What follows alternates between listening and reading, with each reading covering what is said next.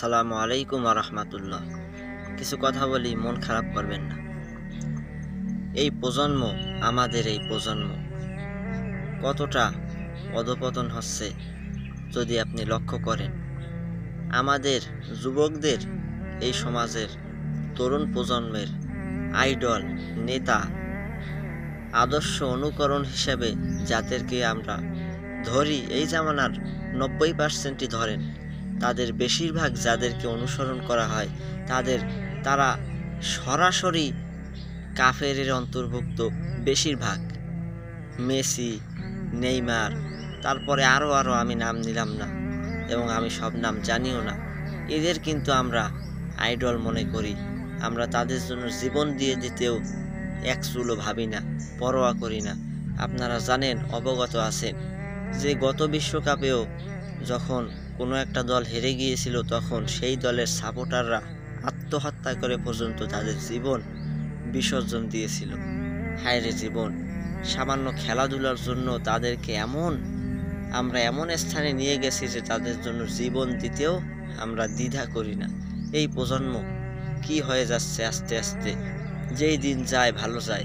কিয়ামতের আগে বিশ্বনবী বলেছেন, আগুন, জ্বলন্ত আগুনের শিখা, কঙ্কার, এইটা হাতে নেওয়া সহজ হবে ঈমান রক্ষা করার চেয়ে।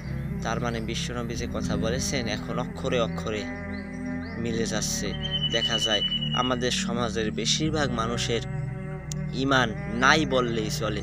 এমন মানুষের অনুসরণ করে যাদের কোনো ইসলাম তো দূরের কথা, তারা মুসলমানই না। আফসোস বলতে কষ্ট লাগলেও এটাই সত্য কথা, এটাই বাস্তব কথা।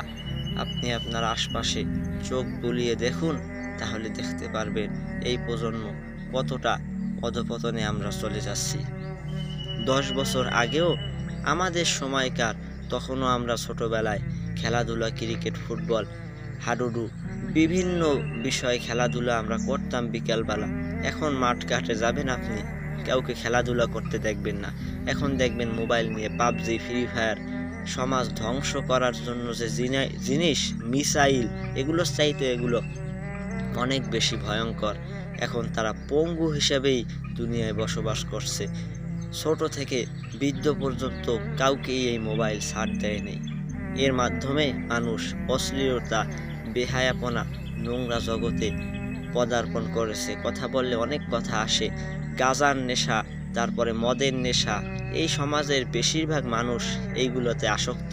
বাদ বাকি ধরেন মোবাইল, তারপরে ঈমান ধ্বংসের জন্য যা কিছু দরকার সব কিছুই কিন্তু রেডি আছে আমাদের সামনে। আল্লাহ তাআলা এই পরিবেশের মধ্যেও আমাদের যেন ঈমান নিয়ে কমপক্ষে কবরে যেতে পারি সেই তৌফিক দান করেন। সকলের জন্য দোয়া করবেন। কথাগুলো মনোযোগ দিয়ে শোনার জন্য ধন্যবাদ। আসসালামু আলাইকুম ওয়া রাহমাতুল্লাহি ওয়া বারাকাতুহু।